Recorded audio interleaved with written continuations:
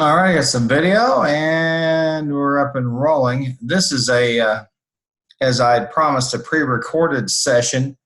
I'm not going to be there on the 27th. Of course, I've got a bereavement return from so I won't be there the 27th of August, which is Tuesday. I will, however, be there the 29th. But here on the 27th, I want to talk about case number one and talk about some of those issues. And we will do we're going to have a course introduction, and that will be back on Thursday, the 22nd. And as I mentioned in the announcements. So at that point, we should have had a pretty good introduction to what's going on. And of course, the classes meet on the 22nd of August. So we'll have done the introduction by that point. And then this is the week one, the session for 8/27/29. And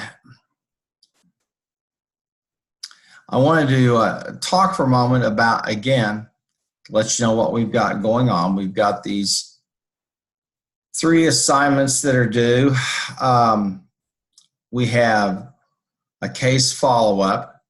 And let's take a look at that again just to review what I'm asking you to do. And I give you here the information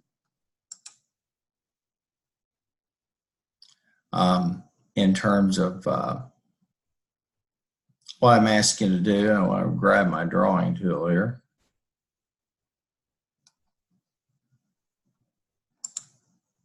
Okay. This is worth 20 points. And the case follow-up. And so I ask you to follow up on the case in the textbook, and I give you some instructions about doing that and how many pages it ought to be. And I want the following information.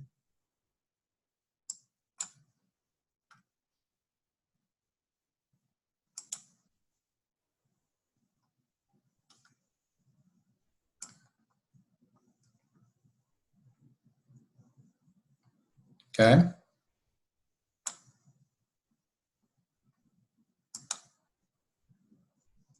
And I'll get my eraser out here and get rid of all that as well. Okay. So I'm asking you to follow up on that case, and I ask you for very specific things in terms of information. So that's what I'm looking to see, and hopefully you will be prepared to discuss it. Now we'll go back for a minute. We'll go to the previous assignment. We'll go to the next assignment, excuse me. And this is a management decision problem, okay? And this is over in the text, page 33, or you can work on MDP 1-7 or management decision problem 1.8. Now, let's go back for a moment over here to the modules, and we'll look at the course resources here for a moment.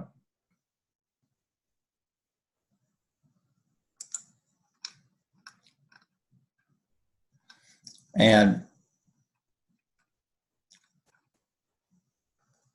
you're asking me, okay, which of these textbooks are we going to be using these for?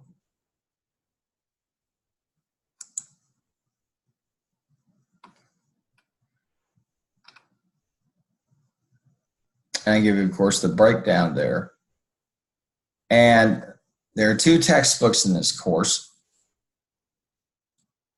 One is the Management Information Systems, the 15th edition. That's the main textbook. And then text number 2 is the hyper social organization. Okay. And I'm going to go over here to the Vital Source library where I have books online. I have my books online over here. And let's look for that Loudon textbook, Management Information Systems. And here it is.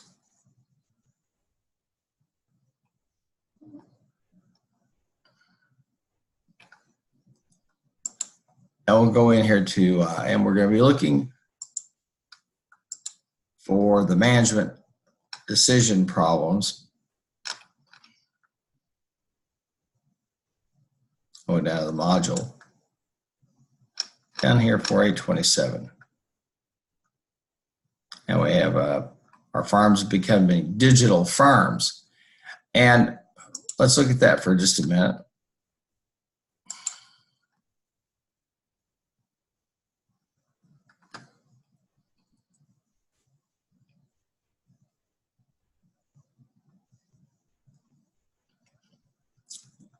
And we'll find that case there.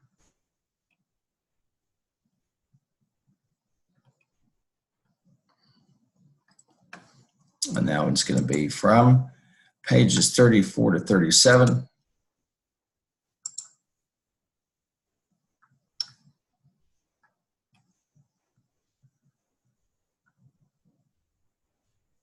And here's the case study. Now, in terms of what I'm after, I think I've been pretty clear on that case follow-up. And I've added this question for a very simple reason. We're seeing how much technology changes everything, and we're talking in this course about the use of information technology and information systems as a strategic tool. In other words, we're talking at the level of the firm, and we're asking ourselves, are farms becoming digital firms? And so I have that portion of the text there for you to explore.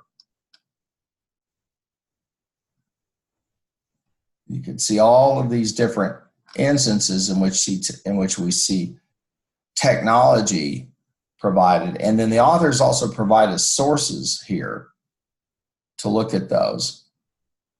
And so here are the case study questions.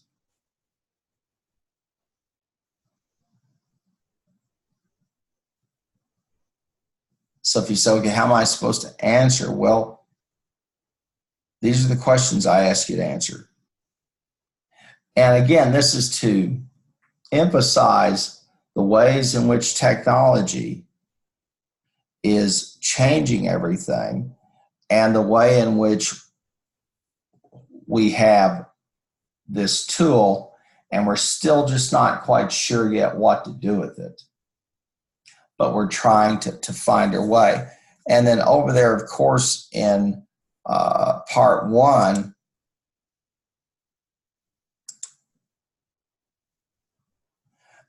we'll see the authors give us some good background, in how information systems are transforming companies, what an information system is. And let's take a look at that for just a moment. Okay. And here we see the total investment in companies, and we see that IT investment continues to rise, and we get some information about that and the information technology capital investment. And the authors walk us through how information systems are changing firms. And they go everywhere from the internet to the devices that we carry, laptops, phone, tablets, how it impacts television, the information content that's embedded in products because of the intellectual properties, the rise of online media and information outlets. And they walk us through some of the new things in information, these innovations, and new business models. And you're talking about this, for example, Amazon, okay, is a database, but it's also a business model, and it's a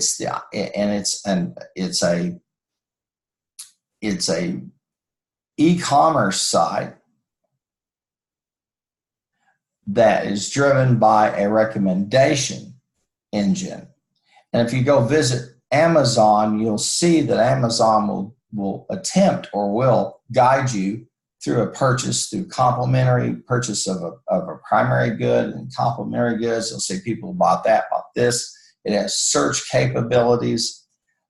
So it's using that, it's using database technology to not only provide you a storefront, but also to really serve as like a personal assistant who walks you through the purchases and helps you select or suggest things you may want. They talk about also about the way that the internet and streaming media has changed broadcasting, so that broadcasting is now moving towards and is very close to a completely total on-demand environment. So if you want to watch your favorite television show or series week by week, you can. If you want to binge watch it once a season's been wrapped, you can do that. You can view it on any one of a number of devices. So the authors do a good job of walking us through there in e-commerce. Now, the e-commerce that you and I typically tend to think of is what we would call the storefronts, and that is, for all intents and purposes, you just go and order something.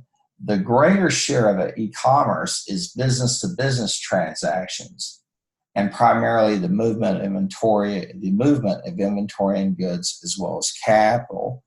Then how all of this change things, and how does this change firms and organizations?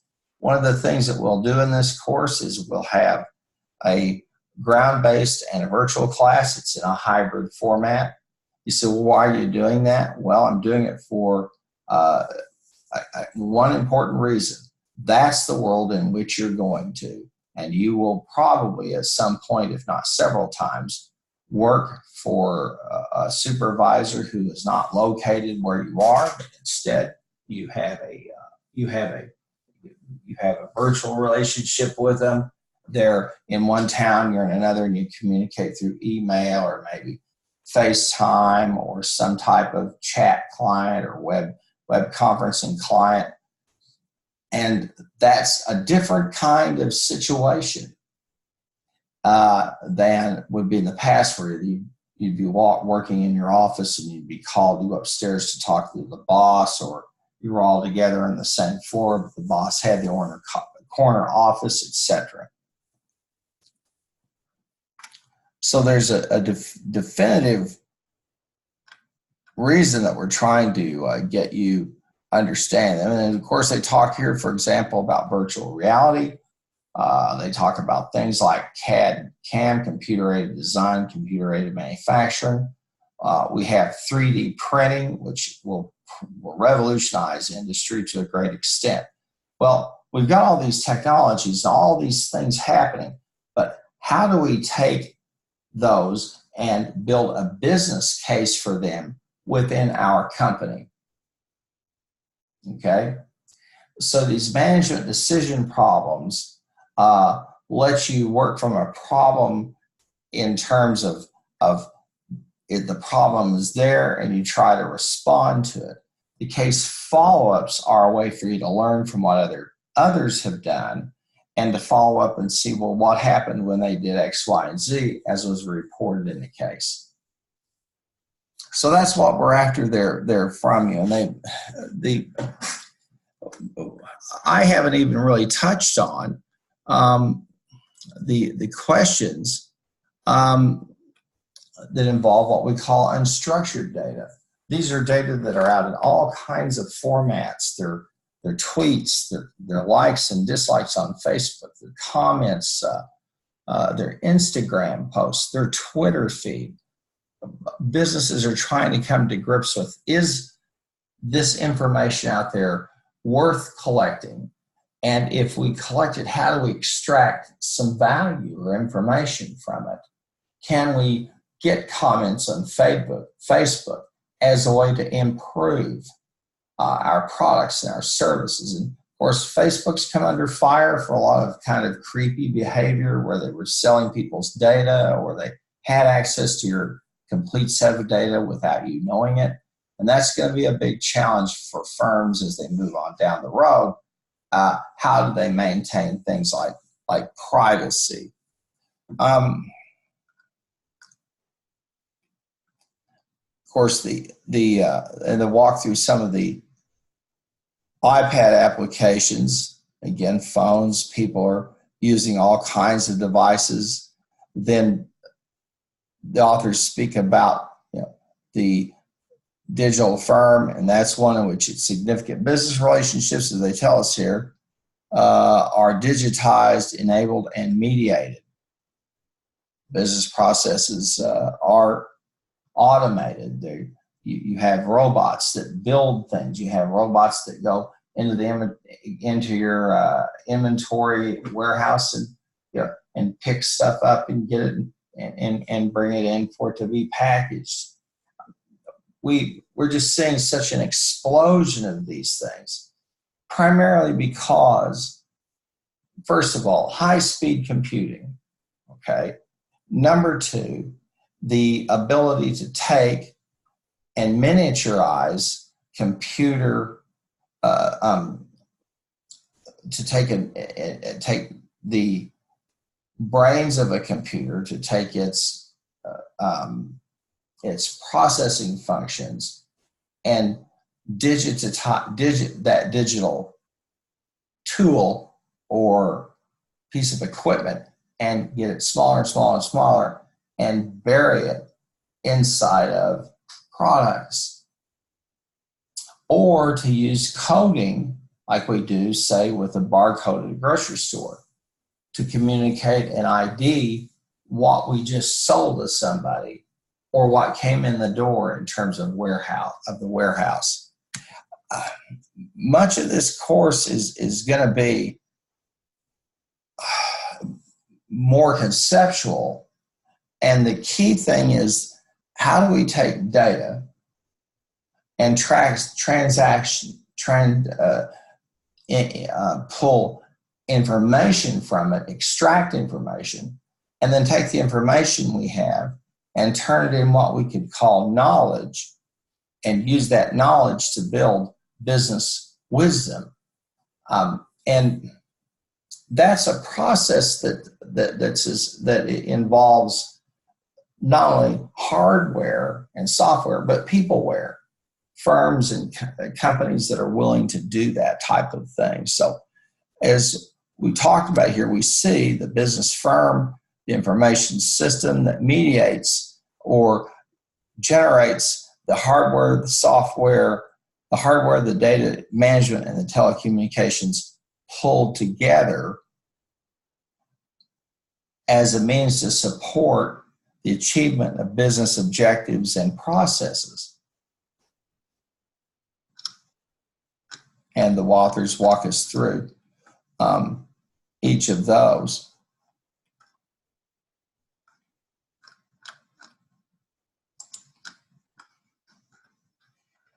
So these case follow-ups are important for you in terms of, one, the case follow-up. Well, here's what they did, but what have they done since? And then the management decision problems help us take that strategic thinking template and apply it to the business case for, i.e. the rationale for using a particular information technology so that we can leverage it and get the most from it. Now, the authors are going to talk about what an information system is. And notice, information is actionable data. Something is information when I can do something with it, when I can make a decision. It's actionable. Okay? And the information system pulls in the data, collects it, and extracts the information out of it that we need. And this is when you take, if you haven't taken data admin, you'll hear that we'll talk about the idea of the data warehouse. Okay? Now, as we go through the course, we're going to see this same systems application. And you'll notice here you've got the environment in which the company operates, then its information systems, and basically its inputs, and then its processing, or what we would call processes or input throughputs, and then the output is the throughput, the stuff that we create for customers, for our competitors, stockholders, regulatory agents. So we're using that data, and the system creates a feedback loop whereby we improve what we're doing, or we better understand the environment in which we're operating. You can see these all tied together.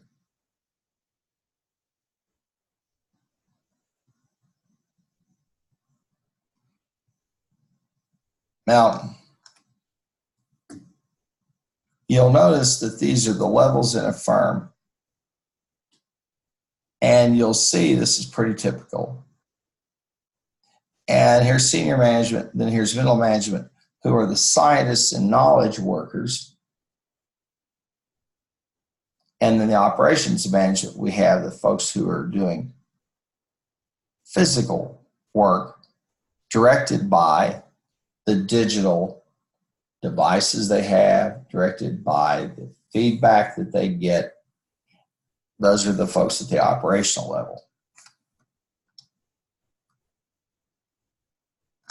At the functions of each of those.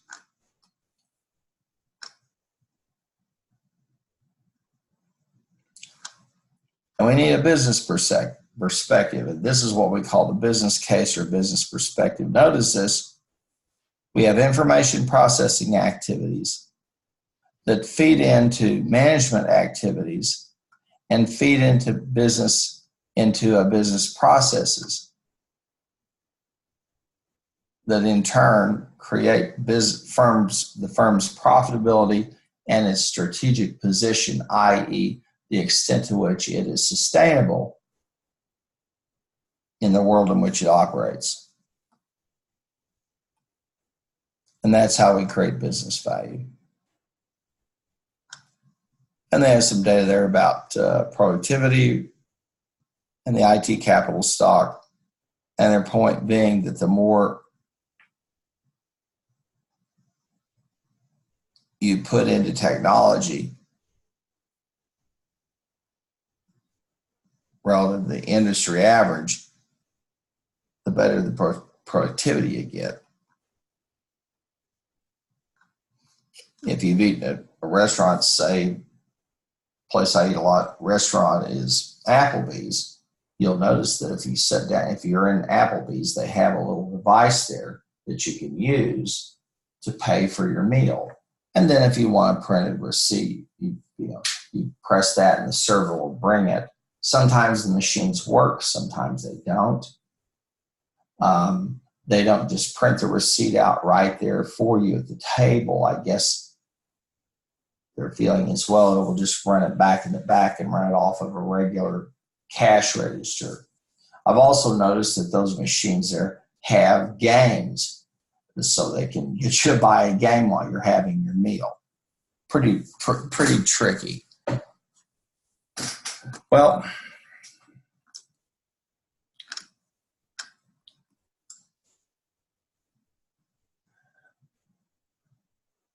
as we tried to understand how to use IT to accomplish what we talked about earlier,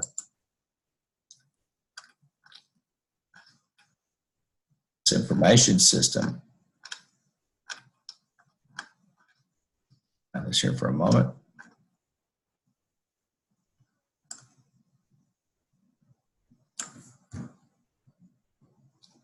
How do we create business value with this? And we're going to see this template all of the time. I think an important chapter or section of this chapter not only is the emerging digital firm, but globalization and the challenges of what they call a flattened world. Of course, this is from Thomas Friedman's book, or drawn upon the idea that he's saying that the world is flat. In other words, I can go get people in India or Australia or Japan or wherever who are knowledgeable of coding, who are highly well educated, highly trained. And I just plug them into the company and they work. Yeah, and these are folks who are autonomous. They don't need a heavy level of supervision. And that is really changing business in terms of how they're structured. So things are going more and more and more towards a project type of environment.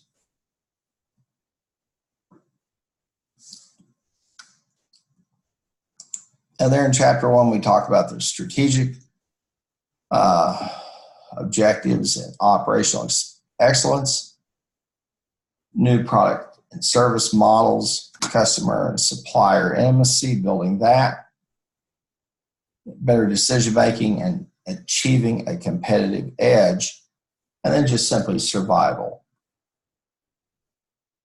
Each of these, information technology can enable us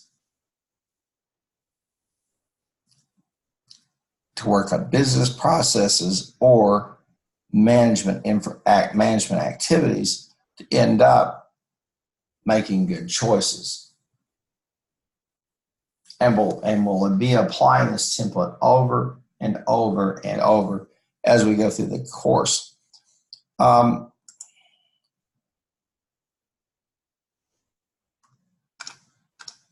I want to confess to you that this course is what I call an not information, but what I would call a vocabulary course, because so much of it involves you.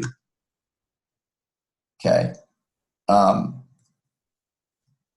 Understanding some terms that maybe you've heard, maybe you haven't, and how they are actually implemented in a company to achieve your goals and objectives. And they give us some information there in terms of major business functions and what we mean by that, the function, and then its purpose. The others just do, it's almost, when you look at this, it starts, I understand that it can just seem a little overwhelming. Okay. But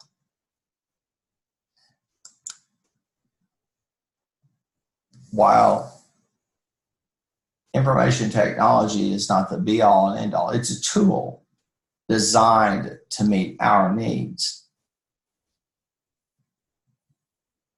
Well, this figure shows you some contemporary approaches to information systems and dealing with them, and the different fields that all combine to underlie this idea of management information systems. So you could see management science, computer science, operations research, that are those technical approaches. Then what we would call behavioral approaches, using behavioral sciences like economics, sociology, and psychology. Understand our consumers, to understand our workforce, to understand our competitors, to understand our key clientele or partners in business. They're outside the firm. So much of this course is really going to be about vocabulary and concept building here's where we see a technological alternative and the organizational alternatives, and looking at them in terms of, okay, if we choose this alternative, then what's our organizational alternative to deal with it? And it implies that when we bring in technology, we should understand we're changing the organization. Whether it involves a device that allows us to track all the drivers in our distribution system, if it's sensors that are put in the middle of a wheat field that tell us that the wheat need to be are at their prime condition, or that's struggling, and it notifies server, and then the server, someone's checking a screen and they say, oh, we need to go out to so-and-so and take a look. There's a problem. Then the academic disciplines that undermine information systems. So it's one that applies a lot of different areas or disciplines.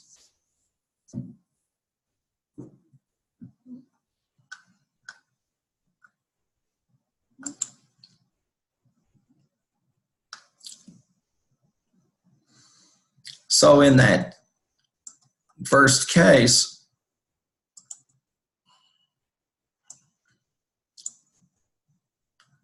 this question of our farms becoming digital firms, and then this management decision problem. In fact, you can work on MDP 117 or 18. You have your choice there.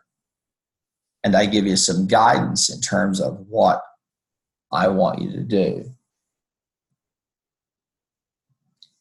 and the information that I'm after, that I want you to retrieve and present, and be prepared to discuss if necessary. Then, of course, each week we'll have a chapter over the text.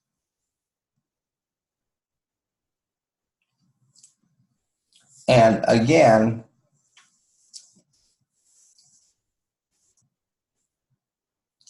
the great challenge for us is that when we work in information technology, 95% of us work with an application like Excel. We work with a machine like a Mac or a Windows PC.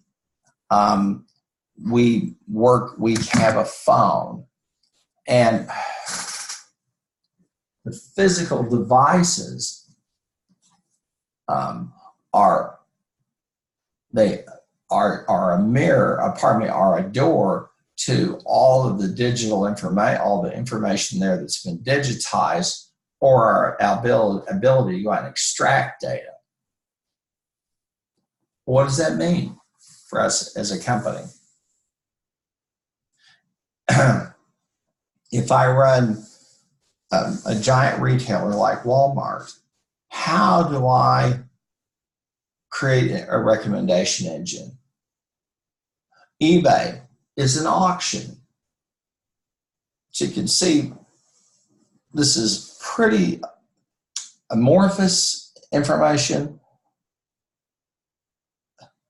and so much of it just makes so much sense. But we do have a tendency sometimes to become what I would call machine-centric, and that is we only want to use or allow people to use one type of machine, or we become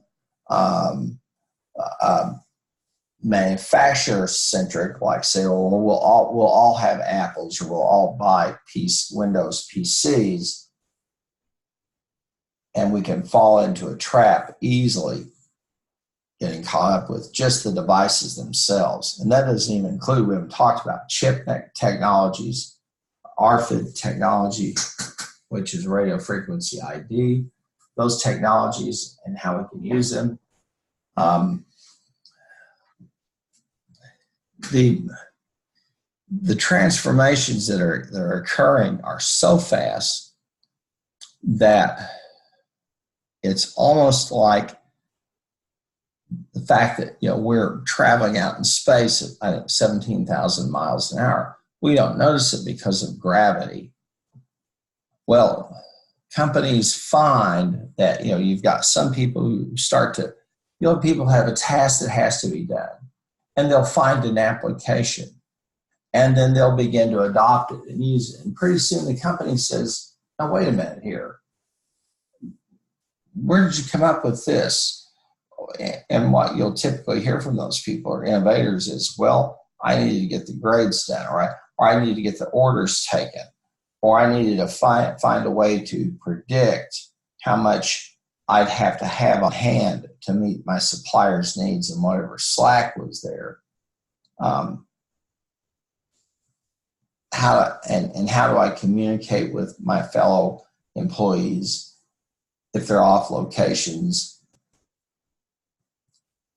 All I can tell you is it's moving so fast that we can't even really see it till one day we wake up and go, wow, how does it that social media became a way for us to advertise? How did social media become a way for us to promote ideas? How did that happen? And now you have, for example, Facebook that wants to create to use cyber currencies, Bitcoin types of currencies with blockchain technology supporting them as a form of as a form of handling transactions within Facebook. And the reason they want people to do that is simple. It's much easier if you use those technologies, those newer ones, because you eliminate a lot of people. The hard-nosed truth is the United States government is going to come back and say, no, you're not going to do that. You can take stuff over there and sell it, but we don't want you looking over around and having your lab operating so folks can come in and steal our intellectual capital or take it and tweak it and make it better. And I'm certain that you could see as I'm discussing this that we just simply are at a point in time where we're really trying to get a grip on this tool and all the different ways it can be used. And after a while, information technologies become almost secondary. They have a tremendous impact, but we're not really that aware of them. So part of this is to get our awareness levels raised on, well, how does a particular social media impact us? And how are our competitors doing with this same kind of information? Now, we've talked about the case follow-up, the management decision problem. You've got chapter 1 that from LoudNet that's due. And we'll go back over here for a minute and look at all of these different key terms.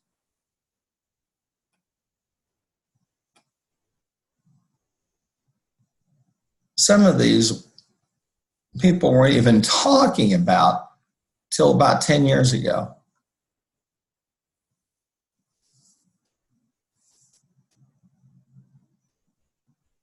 And say how this thing of a business model is intriguing.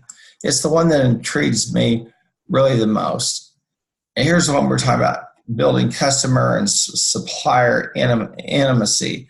And what they're meaning is we use an information system that allows us to interact with our vendors or our customers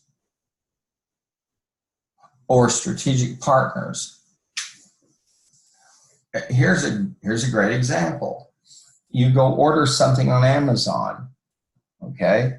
You'll get a tracking number, and you can track the progress of your package. By doing that, the folks who sold you the item and then sold you the process to get a return are banking on people who are going to be willing to get involved with that type of thing and pass it on down the line. And there's, you know, it's going to, you have that item that you've ordered. Well, it's got to be accounted for in inventory. It's got to be charged. We bill you, or we usually will get your payment at the credit card. And even out in the physical world, you know, chips are rapidly. I see three kinds of companies. One that does one that does only the slide.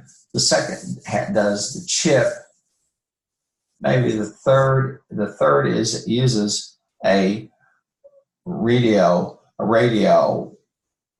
near field connection to just, you press the button on the app of your phone, and presto, the money occurs in the account of the folks who bought it from you,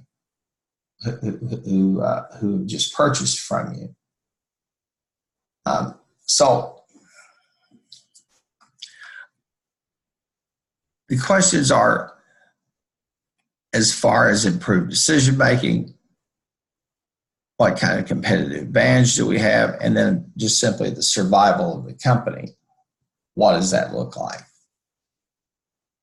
How do we use digital technologies to help us survive? How do we use it to find out what's going on out in the environment around us and what maybe our competitors are doing?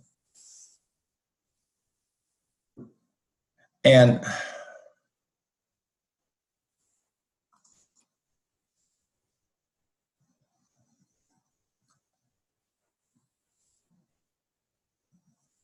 the authors talk about competitive advantage here, and you'll want to read very carefully the types of things they say that you have to do well to have a competitive advantage, or at least enough of a combination of them to deal with your competitors. So we're going to see this same theme played out over and over and over. And we're trying here to say, okay, here's a model of an information system. Here's the folks that own it, like say the inventory control people or the paint people who have stayed behind at the office and they're doing their work. And that's going to be versus the thought or the knowledge worker or knowledge workers. And I'm not sure what else at this point, you know, I really could add. And authors talk about survival in terms of business competition and survival also in terms of regulatory compliance. All of these things about privacy, companies had better take them very seriously, because if they don't, they're going to face some heavy blowback from Congress and from the public. Every time there's a data breach, it causes great harm to everybody who's out there providing paid systems. And most of the time, the failures are human beings, some way or the other. Not the system. Or very rarely is it the system. Maybe there'll be some doorways or pathways you can get into a system and see what's going on in there.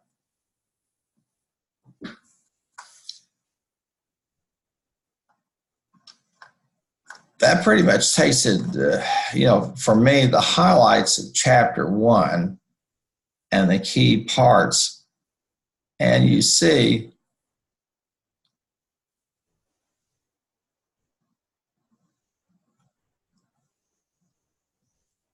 these interplay, the software and the hardware and the data management, the telecommunications, those systems that support the software that's used by a company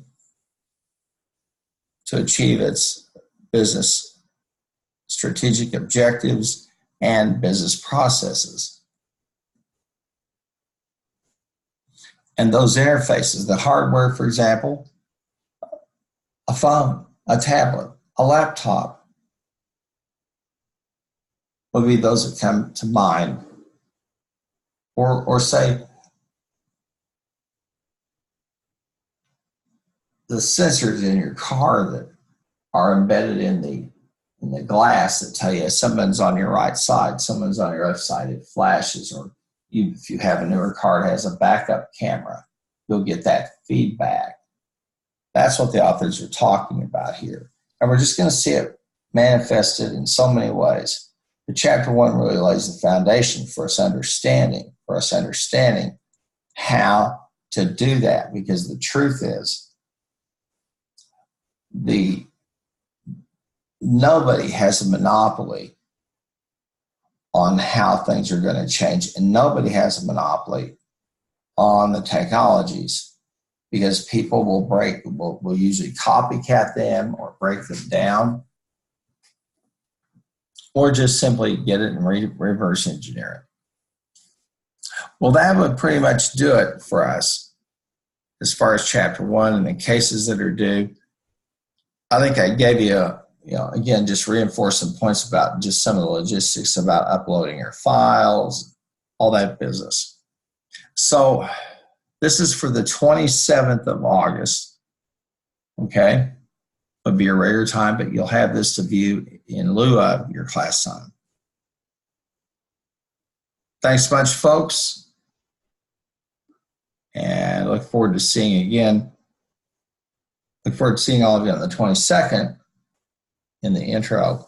And then look forward to seeing you on the 29th when we have a class in which we'll be there physically. All right, folks, thanks a lot. And I'll get this processed and posted over YouTube.